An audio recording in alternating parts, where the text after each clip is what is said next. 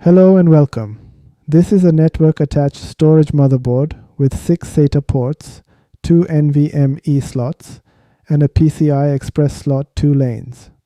All of this is powered by N97 CPU, which is identical to Intel N100, but at a higher TDP rating of 15 watts. Actually, N97 is a tad faster than N95, so this is closer to N150. Now, this motherboard is not meant to run Windows, although I will certainly try. You can see an external USB port within the motherboard. There is also an SD card slot. These are for running a server operating system. A lot of server operating systems run on RAM entirely once loaded up, eliminating the need to sacrifice a port or a slot. The only issue with this motherboard is that it requires a DDR5 RAM, which is crazy expensive at the moment. Thankfully, it uses a laptop RAM, which is cheaper and easier to source than desktop counterparts. The official name for this motherboard is BKHD-1264N2-NAS. You can find this from various Chinese e-commerce websites. I personally sourced mine from AliExpress at 148 Canadian dollars, which roughly translates to about 107 US dollars. The BIOS screen is pretty much standard affair. In fact, aside from boot order list, I don't think much of the setting values worked. I say this because, in spite of enabling C states and setting the package C state all the way down to C10, I saw no measurable reduction in its power usage. I will cover more on that a bit later. I purchased this motherboard specifically for an Unraid server. Making an Unraid server is painfully easy if you have done it before. Just insert a USB drive that has Unraid installed into one of USB ports, and you are done. You do have to make it boot from the USB.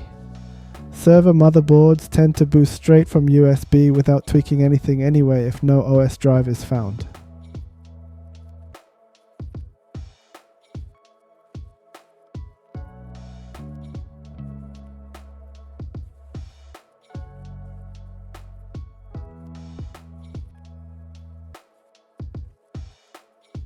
Given how easy to start it up, I found it to be pretty decent in testing a motherboard out, like checking whether all NVMe slots are working correctly and whatnot, and it looks like everything is as per its advertised spec. So far so good. Let's boot up Windows on this. Geekbench score is just as I would expect from this class of CPU. It's just barely good enough to use Windows. You really don't have a reason to use Windows on this unless you want to suffer. It's doable, however. Installing Windows itself won't take too long, but updates will take a long time. Once the updates are done, it becomes usable, again, just barely good enough for casual computing.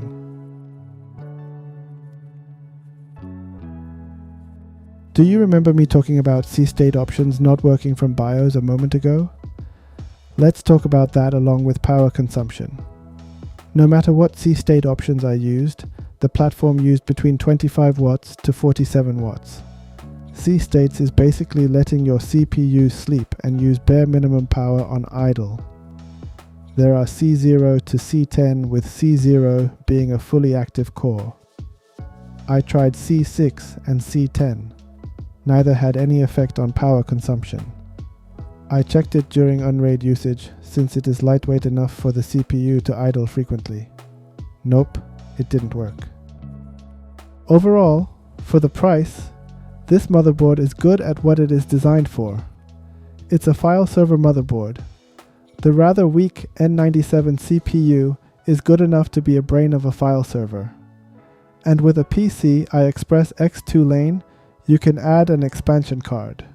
The 2 NVMe slots mean you can add more than 10 SATA ports if required. With existing 6 SATA ports, it's probably enough for the majority of users. The pricing is aggressive as well, although you do need to shop around and time right for the biggest coupon you can find. On average, this motherboard costs around 200 Canadian dollars. With a coupon and shop-specific discount can bring it down to 150, so you do need to work a bit to get the cheapest price tag. Finally, about noise. The fan runs at 2500 revolutions per minute most of time, which emits a faint but auditable sound. If encased, I don't think you will notice the noise. There is no option in BIOS to control the fan curve and speed, unfortunately, meaning the only way to control its fan speed is via a resistor cable or a third-party fan speed module. The link to this motherboard is included in the description. Thank you for watching.